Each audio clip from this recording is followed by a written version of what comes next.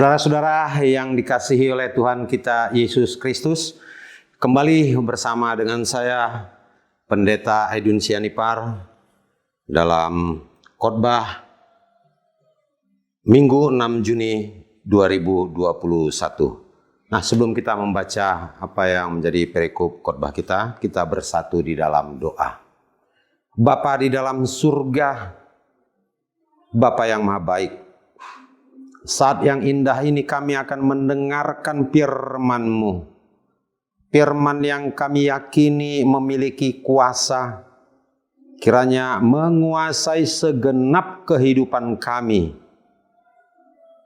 melalui kuasa Roh Kudus di dalam Kristus Yesus. Amin. Firman Tuhan untuk kita pada minggu kedua setelah Pentakosta, atau boleh juga kita katakan pada minggu pertama setelah Trinitatis. Saya akan bacakan kepada kita apa yang tertulis dalam kitab Injil Markus, pasal yang ketiga, ayat yang ke-20 hingga ayat yang ke-35.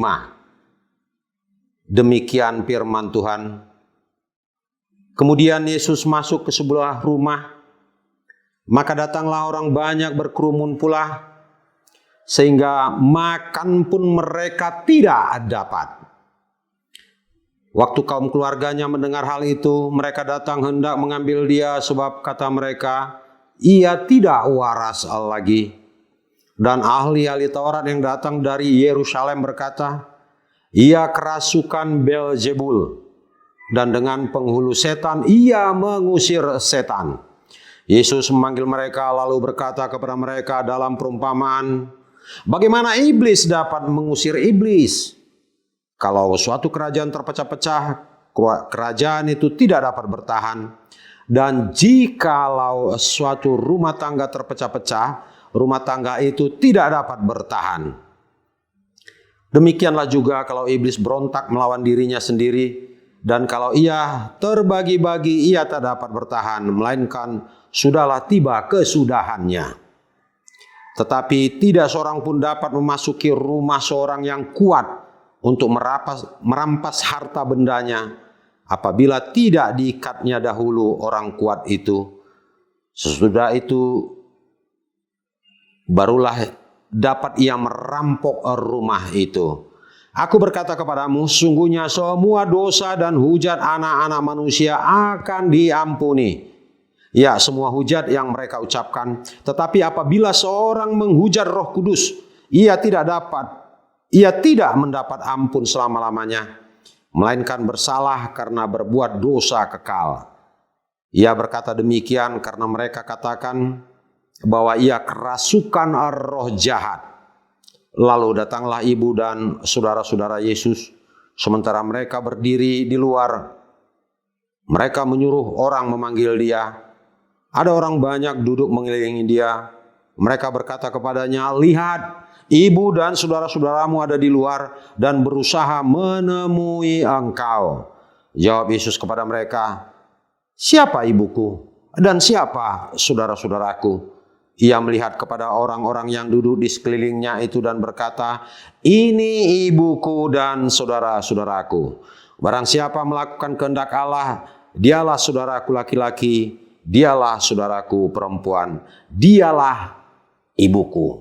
Shalom untuk kita semua. Bapak, Ibu, dan saudara-saudara yang dikasihi oleh Tuhan kita Yesus Kristus. Nah, perikop yang menjadi khotbah kita pada hari ini ya begitu menarik. Dan untuk itu saya mengajak kita untuk memperhatikan secara cermat tahapan demi tahapan, agar kita dapat memiliki pengetahuan dari dalamnya, dan lewat perikop ini, lewat firman ini menjadikan kekuatan di dalam kehidupan keberimanan kita. Nah, yang ingin saya katakan pertama, bahwa saat itu terjadi kerumunan. Nah, kerumunan ini sebenarnya dimulai dari suatu kegiatan yang dilakukan oleh Yesus. Kalau kita melihat ya ayat-ayat sebelumnya, atau bahkan pasal sebelumnya, apa yang dilakukan oleh Yesus? Yesus dengan kuasanya melakukan mujizat-mujizat, ya, menyembuhkan orang sakit dan berbagai kegiatan-kegiatan lainnya. Lalu Yesus naik ke sebuah bukit. Di bukit dia bersama dengan ke-12 muridnya. Apa yang dia kerjakan, apa yang dia lakukan bersama dengan murid-muridnya. Bapak, Ibu, dan saudara-saudara yang dikasihi oleh Tuhan kita Yesus Kristus. Ternyata kita boleh membaca, ya, masih terkait pada pasal yang ketiga. Yesus membekali para murid. Yesus memberikan kuasa kepada para murid. Untuk apa kuasa? Kuasa yang diberikan kepada para murid, ke-12 murid itu adalah kuasa untuk mengusir setan. Nah, kemudian kegiatan itu berlanjut. Yesus kemudian turun dari gunung dan dia kemudian masuk ke sebuah rumah. Apa yang terjadi dalam rumah itu? Ternyata pengerumunan orang begitu luar biasa. Apa yang ingin dikatakan dari situasi ini? Saya hendak mengatakan bahwa Yesus adalah tokoh karismatik, ya. Tokoh karismatik dengan pengertian Yesus berkarisma. Ingin mengatakan bahwa di mana ada Yesus, di situ terjadi pengerumunan. Ya. Karisma ini ya ada di dalam dirinya dan merupakan sosok yang luar biasa. Kenapa? Karena orang memang melihat sesuatu yang luar biasa dari dalam dirinya. Bapak, Ibu, dan saudara-saudara yang dikasihi oleh Tuhan kita Yesus Kristus. Terjadilah pengerumunan di rumah dan boleh dikatakan situasi yang terjadi pada saat itu begitu tenang. Apa yang diharapkan oleh orang banyak untuk menjumpai Yesus? Apa kira-kira yang diharapkan oleh orang-orang banyak dari Yesus? Yang jelas dan pasti boleh dikatakan orang-orang banyak yang berusaha untuk menjumpai Yesus, mengikuti Yesus, menginginkan pengajaran yang lebih lagi. Mereka mungkin sudah mendengar ya banyak hal tentang Yesus, tapi mereka ingin lagi mendapatkan sesuatu yang lebih berarti buat kehidupan mereka. Nah, ketika dalam situasi yang damai, tenang, lalu kemudian muncul kelompok keluarga. Itulah yang dikatakan pada ayat yang kedua. Waktu kaum keluarganya mendengar hal itu, mereka datang hendak mengambil dia, sebab kata mereka, ia tidak waras lagi. Nah, sebuah kerumunan, kelompok, ya, pertemuan yang begitu baik, kemudian ya mulai muncul semacam kekhawatiran di dalamnya.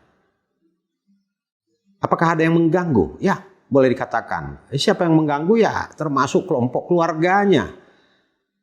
Kelompok keluarganya yang kemudian ya mengungkapkan kekhawatiran mereka.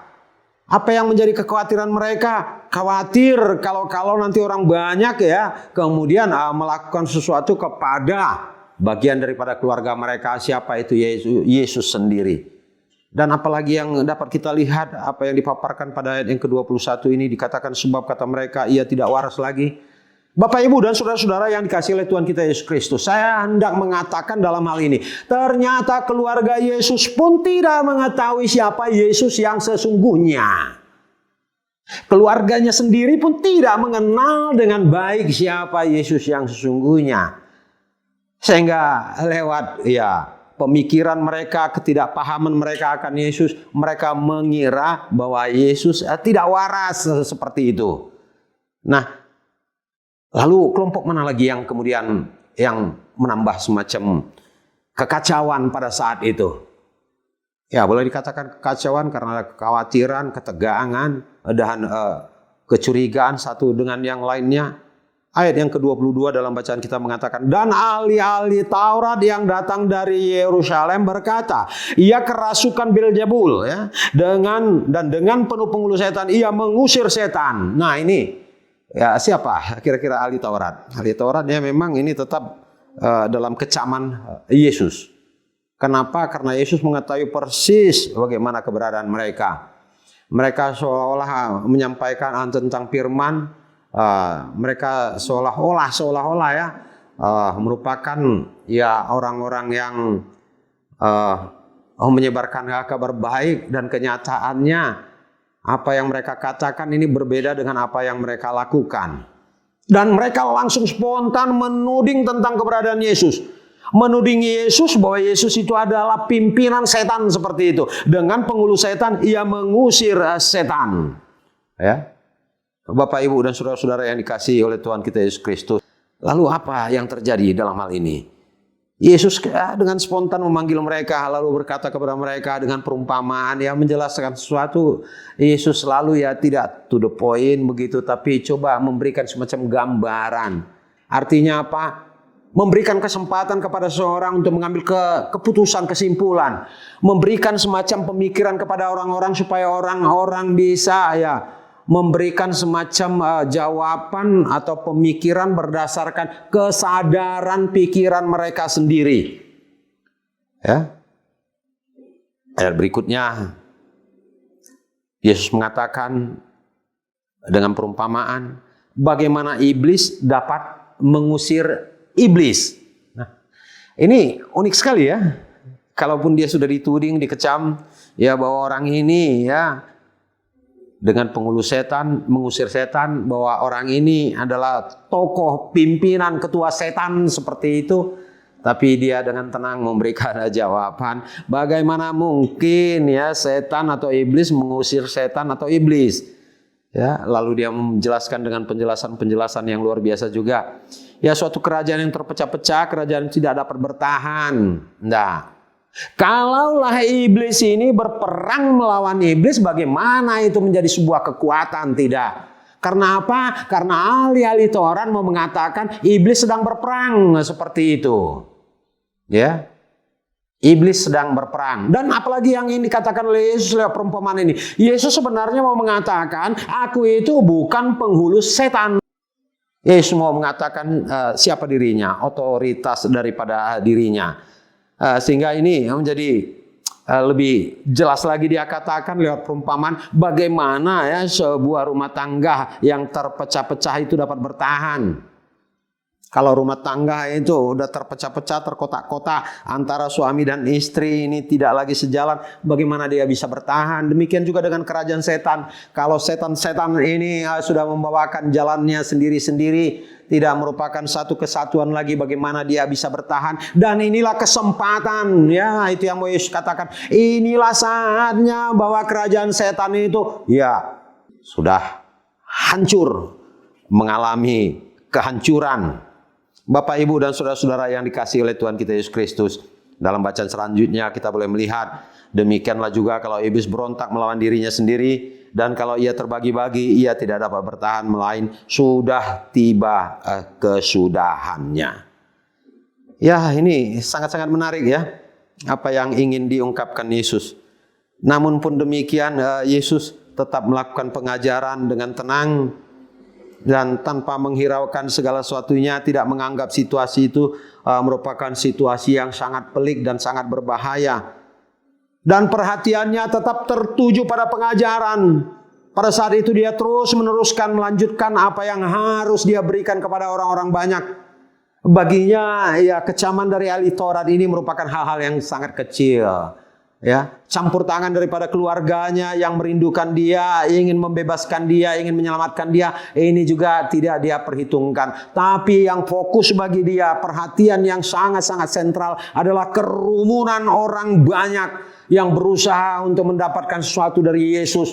Boleh dikatakan yang ingin mendapatkan pengajaran.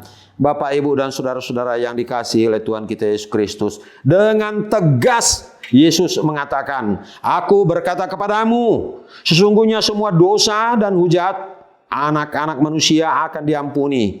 Semua hujat yang mereka ucapkan, apapun yang kalian katakan tentang aku itu masih akan diampuni. Tapi satu hal yang tidak bisa ditawar-tawar, satu hal yang tidak dapat dibiarkan, ialah menghujat Roh Kudus. Itu yang dikatakan pada ayat yang ke-29. Tetapi apabila seorang menghujat Roh Kudus, ia tidak mendapat ampun. Dan ini juga yang menjadi tema daripada khotbah kita. Jangan menghujat Roh Kudus. Menghujat Roh Kudus ini jelas ini mau mengatakan tidak mengaku Yesus, tidak percaya kepada Yesus, dan bahkan lebih tegas lagi meninggalkan Yesus. Tidak mengakui Roh Kudus, bahkan boleh mengatakan kalau kita hubungkan dengan konteks ini, perikop ini, menyejajarkan kuasa yang digunakan oleh Yesus, yaitu kuasa Roh Kudus, dengan kuasa setan. Ini yang menjadi jelas ya. Menyamakan kuasa Yesus dengan kuasa iblis. Bapak, Ibu, dan saudara-saudara, lalu kembali berbalik kepada kelompok keluarga.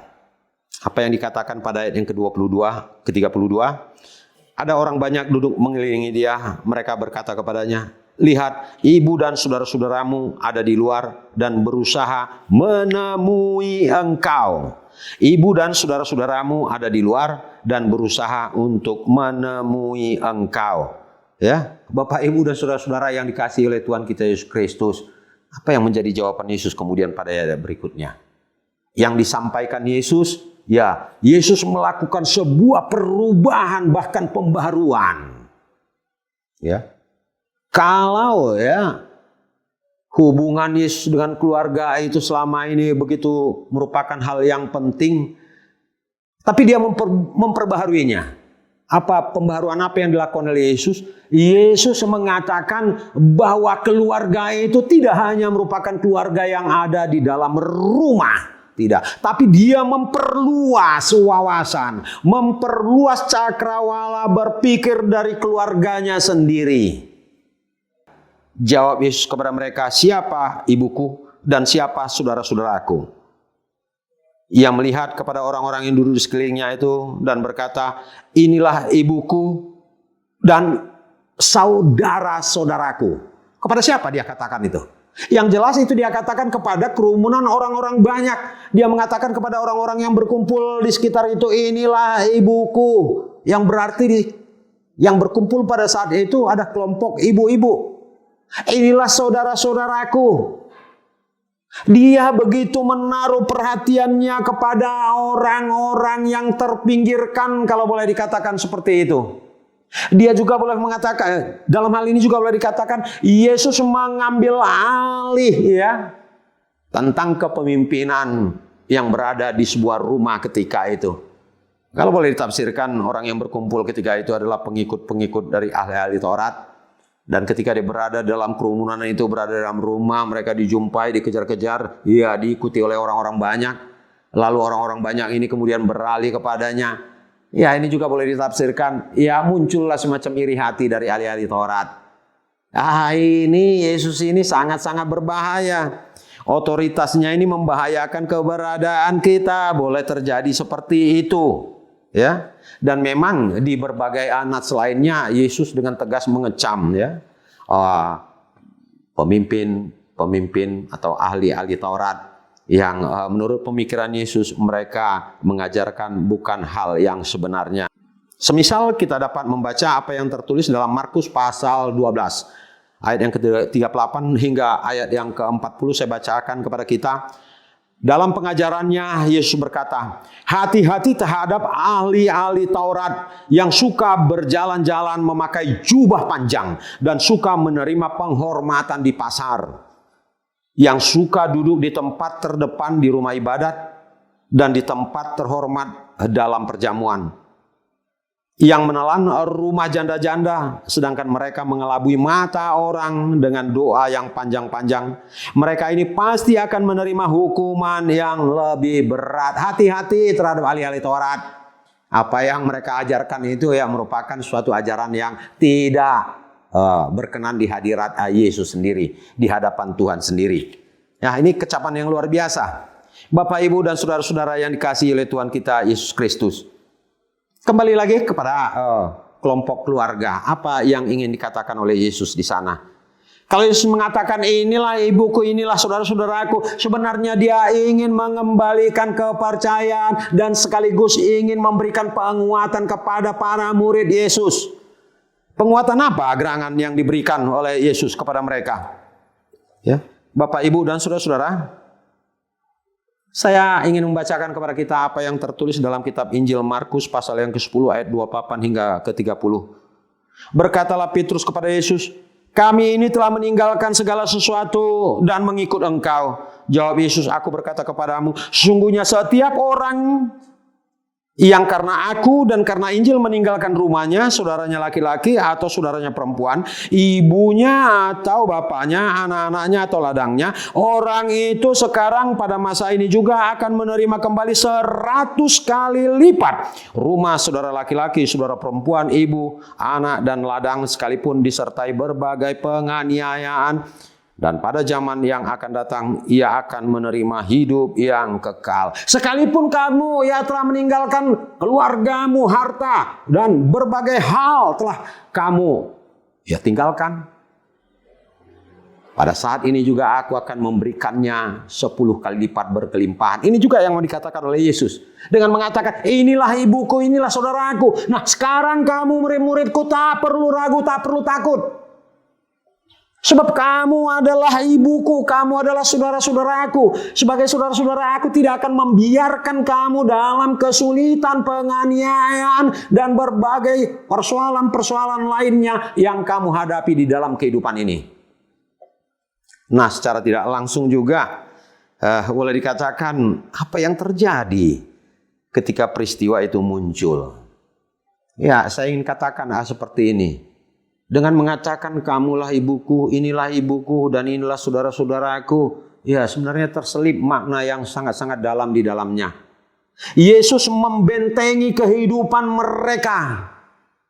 Orang-orang yang percaya kepadanya, itu mendapat perhatian khusus bagi Yesus.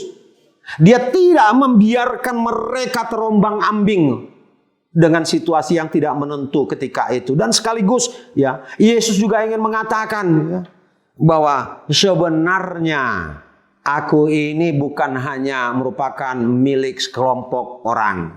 Aku ini tidak merupakan bagian tidak hanya merupakan bagian daripada keluarga, tidak hanya milik keluargaku. Dan ini bisa kita lihat juga apa yang dikatakan oleh Markus pada pasal yang ke-14 ayat yang ke-36 katanya, ya Aba, ya Bapa, tidak ada yang mustahil bagimu. Ambillah cawan ini daripadaku. Ya Aba, ya Bapa. Ini mengarahkannya kepada Allah Bapa. Bahwa Yesus adalah milik Bapa. Sebagai milik Allah, di mana Allah telah memberikannya kepada umat manusia, ini menjadi milik semua orang. Bukankah dalam Yohanes 3 ayat 16 dikatakan, karena begitu besar kasih Allah akan dunia ini, sehingga dia mengaruniakan anaknya yang tunggal, supaya setiap orang yang percaya kepadanya tidak binasa, melainkan beroleh hidup yang kekal. Kalau Yesus mengatakan, ya Aba, iya Bapa, tidak ada yang mustahil bagimu. Ini Yesus meletakkan kerangka berpikir bahwa dia adalah anak Allah. Sebagai anak Allah yang diutus oleh Allah kepada orang-orang yang boleh dikatakan yang berada di dunia ini, yang menginginkan pengampunan dosa, yang menginginkan keselamatan, maka keberadaan dirinya yang saat itu berada dalam rumah dengan mengatakan inilah ibuku, inilah saudara-saudaraku, Yesus merupakan bagian kehidupan semua orang.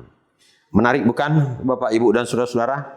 Apa yang ingin ditekankan dalam perikop kita, sehingga kita boleh melihatnya, mengambil sesuatu yang sangat-sangat berarti dari dalamnya. Sehingga kita memiliki kesadaran, memiliki pengharapan, memiliki kekuatan. Dengan demikian dalam kehidupan ini, kita harus memperbaharui cara berpikir kita. Kalau sekarang kita menjadi anggota dari gereja A, katakan bahwa di gereja yang lain yang berbeda dengan gereja kita ini juga merupakan saudara kita. Kita tidak dapat hanya fokus dan memperhatikan tentang persekutuan kita.